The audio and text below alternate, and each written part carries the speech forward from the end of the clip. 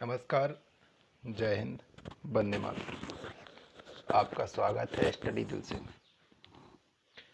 कल हमने 50 प्रश्न किए थे। आज हम 50 प्रश्नों की श्रृंखला पुनः लेकर आए हैं आपके लिए एक बेहतरीन लाजवाब क्लास।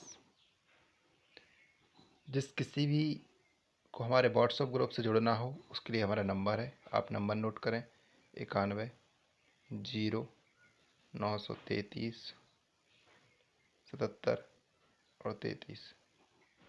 इस नंबर पर हमें मैसेज करें, हम आपको ग्रुप में ज्वाइन कर लेंगे। स्क्रीनशॉट ले लें।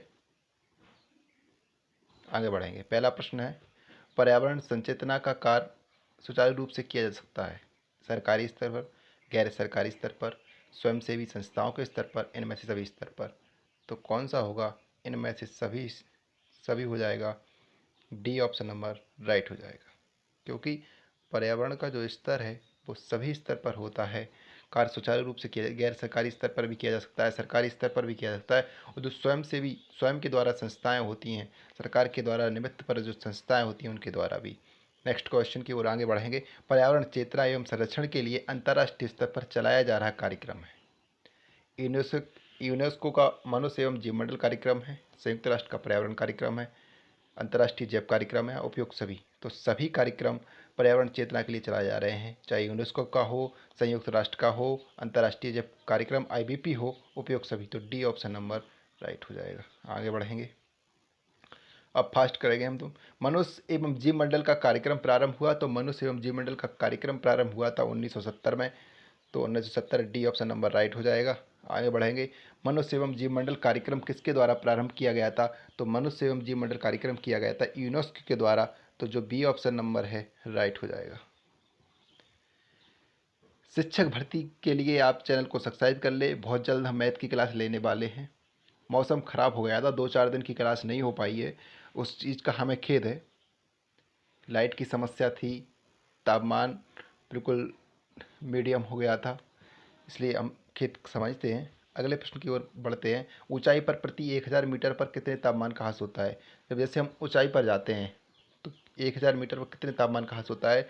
तो 6.5 जो रहता है सेंटीग्रेड उसका रहता है। ठीक है, तो बी ऑप्शन नंबर है जो राइट हो जाएगा।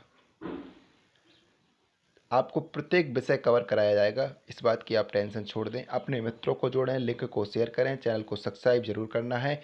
एक काम आपको शुभ काम करना है, लाइक और कमेंट, एक कमेंट सबको छोड़ना है और लाइक करना है। क्लास कैसी लगी फीडबैक जरूर देना है और लाइक प्रत्येक बच्चे को करना है, इतना याद रखें। जलवायु के तथ्य, जलवायु के तथ्य तो हमेशा आपने सुना ही होगा। तापमान भी होता है, आर्द्रता होती है, वर्षा, तो ये सभी हो जाएगा। डी ऑप्शन नंबर राइट हो जाएगा। नेक्स्ट प्रश्न की ओर बढ़ेंगे। विश्व के धरातल का कितना भाग पर्वतीय है? तो विश्व के धरातल का 25% भाग है जो धरातलीय है। आगे बढ़ेंगे। विश्व के धरातल का कितना भाग पठारी है? तो विश्व के धरातल का जो 33% भाग है वो 33% भाग पठारी है। पर्यावरण का मूल घटक है, तो पर्यावरण का मूल घटक स्थलमंडल है, वायुमंडल और जलमंडल, ये सभी हैं। चारों ऑप्शन राइट हो जाएंगे, डी वाला ऑप्शन राइट है। आगे बढ़ेंगे। प्रादीपीय स्थिति वाला देश, तो प्रादीपीय स्थिति वाला देश तो भारत भी है, ये तो पक्का ही पता है कि तीन प्रादीपीय का मतलब होता है तीन ओर से समुद्र से घिरा हुआ, उसे कहते हैं प्रादीपीय। इटली है और सऊदी अरब है, तो चारों हैं, तो डी ऑप्शन नंबर राइट हो जाएगा। आगे बढ़ेंगे। पर्यावरण शिक्षा केंद्र स्थित है, पर्यावरण शिक्षा केंद्र कहाँ स्थित है? ना तो नई दिल्ली में भी नहीं है, लेकिन जहाँ पर है वो अहमदाबाद है। अहमदाबाद कहाँ है? अहमदाबाद है गुजरात में। जहाँ के मुख्यमंत्री कौन है? विजय रूपाणी। ठीक है, पहले नरेंद्र मोदी जी हुआ करते थे। इसके बाद नरेंद्र मोदी के बाद आनंदीबेन पटेल हुए, आनंदीबेन पटेल के बाद अभी विजय रूपाणी हैं। निम्नलिखित में से पर्यावरण विज्ञान की शाखा है, पर्यावरण नियोजन की भी है, पर्यावरण निवारण की और पर्यावरण प्रदूषण की, तो ये सभी की शाखा है। डी वाला जो ऑप्शन है वो राइट हो जाएगा। चैनल को सब्सक्राइब कर ले, चैनल को लाइक करें और कमेंट करें। जय हिंद, वंदे मातरम। ये हमारा एक ही स्लोगन है, सभी के माता पिता को मेरा प्रणाम पहुँचे, चरण स्पर्श पहुँचे। परिस्थिति की समस्त जीवों के समस्त पर्यावरण के साथ समस्त संबंधों के अध्ययन का विज्ञान है, यह कथन है। यह कथन है टेलर का। किसका है? परिस्थिति की समस्त जीवों के समस्त पर्यावरण के साथ समस्त संबंधों का अध्ययन का विज्ञान है, यह कथन है टेलर का।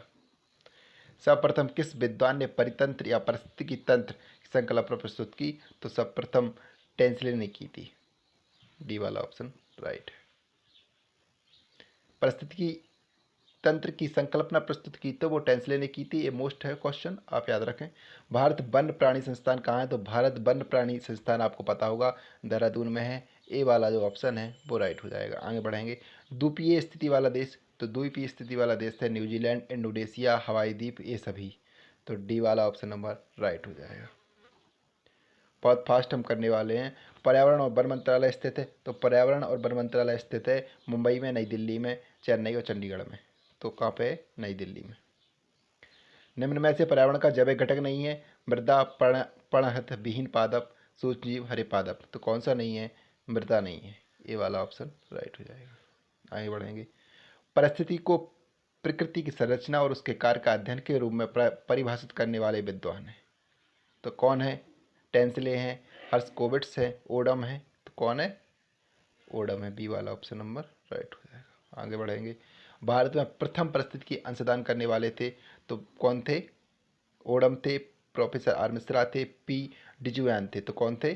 पी डिजुयान थे, भारत में प्रथम परिस्थिति अंशदान करने वाले थे। आगे बढ़ेंगे। 71वें प्रश्न की ओर हम अग्रसर हैं।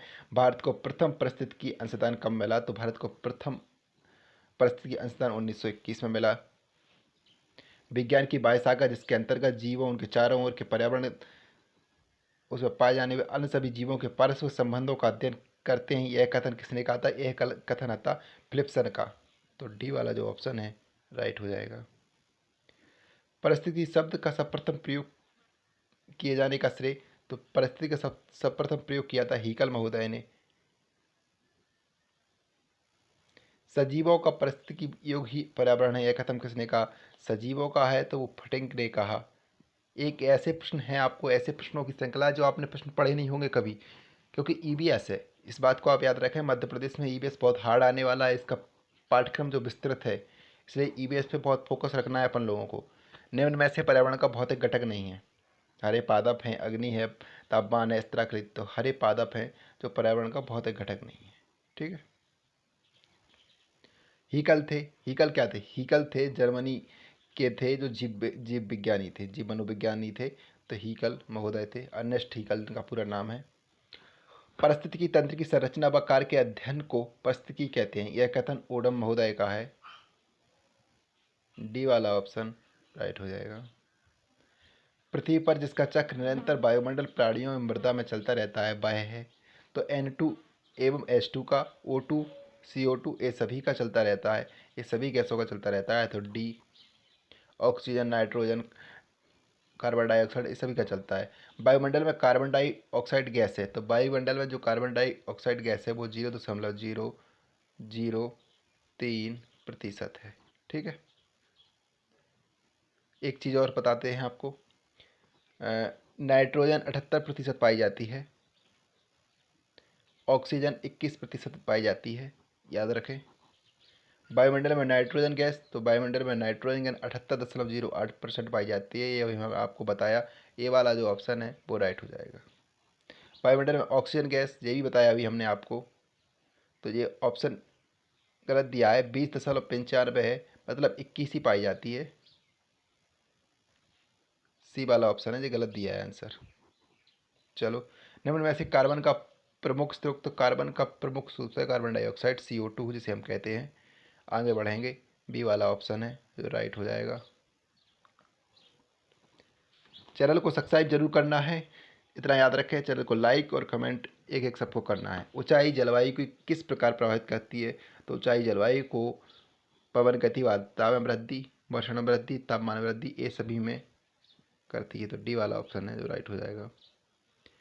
प्रति 100 मीटर की ऊंचाई पर कितना तापमान कम हो जाता है? तो प्रति 100 मीटर की ऊंचाई पर 6 से 7 डिग्री सेल्सियस जो तापमान है वो कम हो जाता है। तो सी वाला ऑप्शन राइट है। मृदा के घटक होते हैं, तो मृदा के 3 घटक होते हैं, याद रखें। मृदा के 3 घटक होते हैं।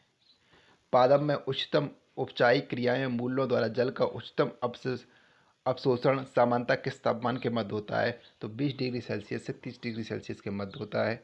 बड़े बोरिंग क्वेश्चन आपको लगेंगे, लेकिन एक क्वेश्चन बहुत इम्पोर्टेंट है, थोड़ा विस्तृत है किसी एक चीज़ से लेकर, इसलिए आपको पढ़ना ही है। किससे कम तापमान जल के अवशोषण दर को काफ़ी कम कर देता है? तो 20 डिग्री सेल्सियस से। आगे बढ़ेंगे। हिमांक बिंदु पर अपशोषण दर होती है, तो हिमांक बिंदु पर जो अपशोषण दर होती है वो शून्य और नगण्य होती है।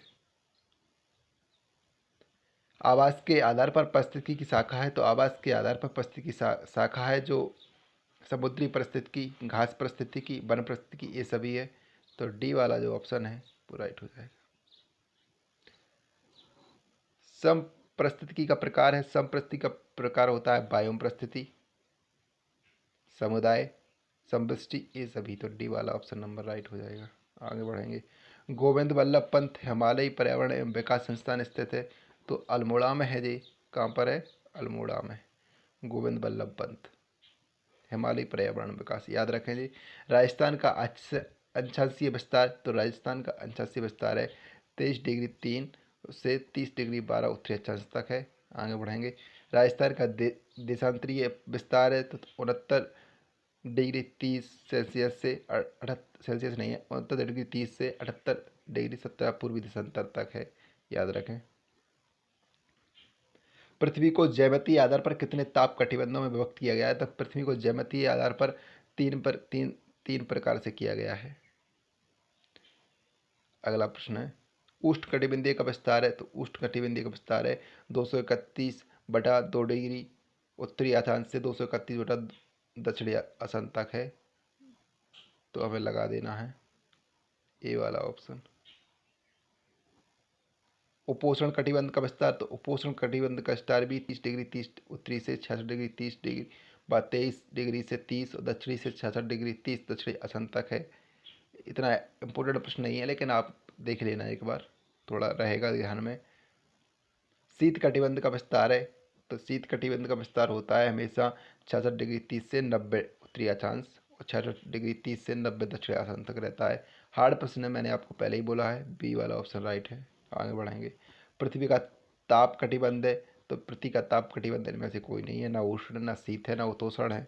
उपोषण डी इनमें से कोई नहीं है। आगे बढ़ेंगे। भारत का दक्षिणतम बिंदु है, तो भारत का दक्षिणतम बिंदु इंदिरा पॉइंट है। इंपॉर्टेंट प्रश्न है, आपको इसको आईएमपी लगा ले। भारत की स्थिति है, तो भारत की स्थिति कैसी है? द्विसागरीय है। भारत की स्थिति कैसी है? द्विसागरीय है।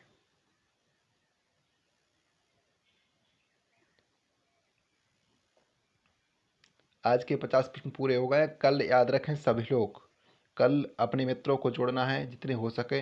लिंक को अपने अपने मित्रों को सभी को शेयर करना है। और 100 कल 100 प्रश्नों की क्लास होने वाली है, ईबीएस की या सीडीपी की, दो में से एक किसी की होगी। हो सकता है दोनों की 100 प्रश्नों की क्लास रखें हम आपके लिए। तो आज के लिए ही इतना ही। नमस्कार, जय हिंद। चैनल को सब्सक्राइब करें, लाइक सभी करें और लिंक को शेयर करना है अपने अपने मित्रों को। धन्यवाद। जय हिंद। वंदे मातरम।